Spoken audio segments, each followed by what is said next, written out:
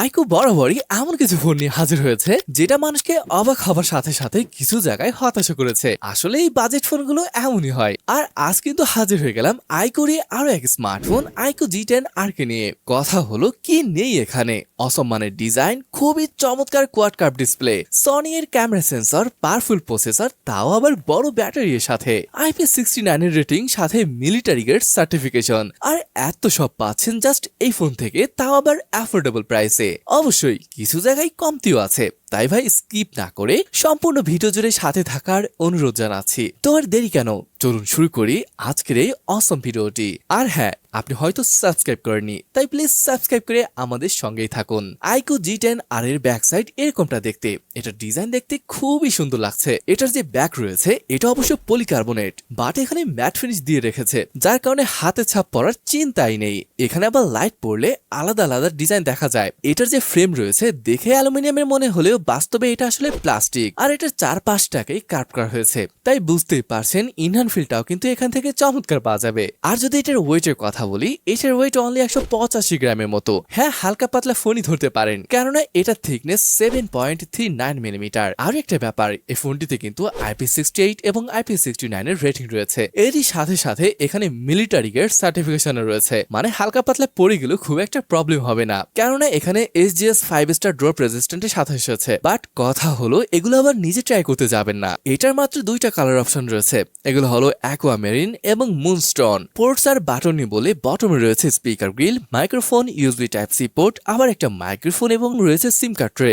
Right hand সাইডে রয়েছে power on button ও ভলিউম রকার। উপরে রয়েছে স্পিকার গ্রিল আর এটার noise cancelling mic. Left hand সাইডে কিছুই নেই। তো এই হলো ফোনটির ওভারঅল ডিজাইন অ্যান্ড বিল্ড। এবার আসুন না হয় এটার ডিসপ্লে নিয়ে কথা বলা যাক। এটা দেখতে কিন্তু খুবই সুন্দর, অর্থাৎ এখানে আমরা পাচ্ছি 6.77 ইঞ্চের FHD plus quad curve display. এটা AMOLED ডিসপ্লে, তা হয়েছে 120 হার্জ এর ফাস্ট রিফ্রেশ রেট। আর এখানে যে প্রোটেকশন রয়েছে এটার নাম ডায়মন্ড শিল্ড গ্লাস প্রোটেকশন। এটার ব্রাইটনেস মানে পিক ব্রাইটনেস 1800 নিটস, যদিও এইচবি মোডের ব্রাইটনেস হবে 1300 নিটস এর মতো। তবে ভাই এটার বেজেল কিন্তু খুবই পাতলা, বুঝতেই পারছেন এটা কোয়াড কার্ভ ডিসপ্লে, এর মানে এটা চারপাশ থেকে সুন্দরভাবে কার্ভ করা হয়েছে, দেখতে আসলে সুন্দর লাগে। আর AMOLED ডিসপ্লে দেখেই হয়তো বুঝেছেন কালারও সুন্দর পাওয়া যাবে। হ্যাঁ, এটা 10 বিট প্যানেল, সাথে রয়েছে HDR এর সাপোর্ট, এমনকি নেটফ্লিক্সেও HDR ভিডিও দেখতে পারবেন। এটা দারুণ ব্যাপার। এছাড়া জানেনই তো এখানে রয়েছে স্টিরিও স্পিকারের সেটআপ, যেটা খুবই দারুণ ছিল। আর এই ডিসপ্লেটি সত্যি মাল্টিমিডিয়ার জন্য খুবই দারুণ হবে। চলুন এবার না হয় এটার স্পেসিফিকেশনে বলি। এটা আসলে নতুন এক প্রসেসরের সাথে এসেছে। প্রসেসরটার নাম MediaTek Dimensity 7400 চিপ। তিনটি ভ্যারিয়েন্টে ফোনটি পাওয়া যাবে, 8128, 8256 এবং 12256 জিবি। র্যাম টাইপ LPDDR4X আর স্টোরেজ টাইপ UFS 2.2। তবে একটু কনফিউশনে আছি, এটার যে ছোট ভার্সন মানে G10X এর কথা বলছি, ওইখানে কিন্তু UFS 3.1 ব্যবহার করা হয়েছিল, বাট এখানে কেন ইউজ করা হলো না বুঝতে পারছি না। গেমিং সম্পর্কেও জানবো। তবে বেঞ্চমার্ক স্কোর কথা যদি বলি, এটার আন্তত স্কোর 7 লাখের মতো আসে, যেটা ডিসেন্ট স্কোর এরকম প্রাইস রেঞ্জে। এটার যদি গেমিং এ বলি, এটা একটু ইন্টারেস্টিং ব্যাপার যে এখন পর্যন্ত এটাতে PUBG 60 FPS খেলতে পারবেন, বাট এর পূর্বের যে চিপটা ছিল ওটাতে কিন্তু আপনি 120 হার্জেই গেম প্লে করতে পারতেন। এখানে হয়তো আপডেটের পর আসবে, তবে এখন এটা আউট অফ দ্য বক্স নেই। আর গেমিং ফোন ভাই, তাই বাইপাস চার্জিং এখানে দেখতেই পাবেন। এছাড়া আরেকটা মজার ব্যাপার রয়েছে, সেটা হলো ভয়েস চেঞ্জার, অর্থাৎ স্ট্রিমিং সময় চাইলে আপনার ভয়েস চেঞ্জও করতে পারবেন। বাট একটা জিনিস বেশ অবাকই লেগেছে, এটা থ্রটল টেস্টে এটার স্কোর 93% এর মতো, মানে খুবই স্টেবল বলা যায়। এছাড়াও iQOO আবার ক্লেম করছে এখানে 13690 স্কয়ার মিলিমিটারের ভ্যাপার কুলিং চেম্বার রয়েছে। যদিও এটা আলাদা আলাদা ভাগ করা, তবে থার্মাল কিন্তু কন্ট্রোলেই থাকে। অলরাইট, যদি এটার ব্যাটারি নিয়ে বলি, এখানে থাকবে 5700 mAh এর মতো বড় ব্যাটারি, সাথে আবার রয়েছে 44 ওয়াটের ফাস্ট চার্জিং। আর যদি বলি এটার ওএস এর কথা, এখানে রয়েছে FuntaOS 15 বেস অন Android 15, 2 বছরের মেজর অ্যান্ড্রয়েড আপডেট, 3 বছরের সিকিউরিটি আপডেট। হ্যাঁ, কিছুটা প্রি ইনস্টল অ্যাপ রয়েছে যার সংখ্যা হয়তো 8-10টা হবে, তবে চাইলে আনইনস্টলও করতে পারবেন। এআই ফিচারে যদি বলি, AI circle to search, Gemini এর লাইভ ইন্টিগ্রেশন রয়েছে, AI recording, AI screen translator, মানে এআই এর প্রায় সব ফিচারই রয়েছে এখানে। কানেক্টিভিটি নিয়ে বললে 5G, 4G VoLTE, Wi-Fi 6, Bluetooth 5.4 এর সাপোর্ট পাচ্ছেন, বাট NFC আর I+ এর সাপোর্টটা কিন্তু এখানে পাচ্ছেন না। সেন্সর ভাই সবই রয়েছে, ইন ডিসপ্লে ফিঙ্গারপ্রিন্ট সেন্সর রয়েছে, সাথে রয়েছে ফেস আনলক, যদিও সেন্সরটা বেশ নিচের দিকে রয়েছে। অলরাইট, এবার না হয় এটার ক্যামেরা সম্পর্কে কথা বলা যাক। এখানে ভাই দেখতেই পাচ্ছেন মাত্র দুইটা সেন্সর রয়েছে,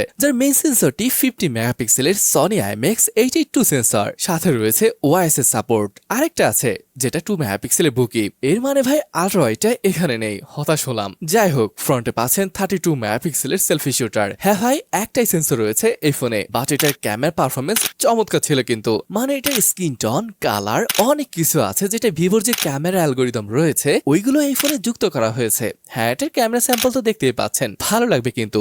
এমনকি এটার পোর্ট্রেট শটগুলো ভালো লাগার মতো ছিল। মানে 1.5 থেকে 2x এভাবে শুট করতে পারবেন, যেটা অবশ্যই ভালো ছিল। এর স্ক্রিন টোন ছিল দারুণ, যেটা অনেক বেশি ইম্পর্টেন্ট হয়ে থাকে এক্ষেত্রে। এবার যদি এটা ভিডিওগ্রাফি নিয়ে বলি, এটা ফ্রন্ট এবং ব্যাক উভয় সাইডে কিন্তু 4K 30 fps শুট করতে পারবেন, যেটা ভালো বিষয়। চলুন এবার ক্যামেরা ফিচার সম্পর্কে কথা বলি। এখানে রয়েছে night mode, portrait mode, photo mode, video mode, micro mode, এছাড়া আরো রয়েছে 50 মেগাপিক্সেলের native mode, panorama, ultra HD, slow motion, time lapse, super moon mode, pro mode. এছাড়াও এখানে আন্ডার ওয়াটার মোডও রয়েছে। মানে হ্যাঁ ভাই, এখানে IP68, IP69 এর রেটিং রয়েছে, তা আবার এমন প্রাইস রেঞ্জে। ফিচার অনেক রয়েছে, এসব নিয়ে আপনাকে চিন্তা করতেই হচ্ছে না।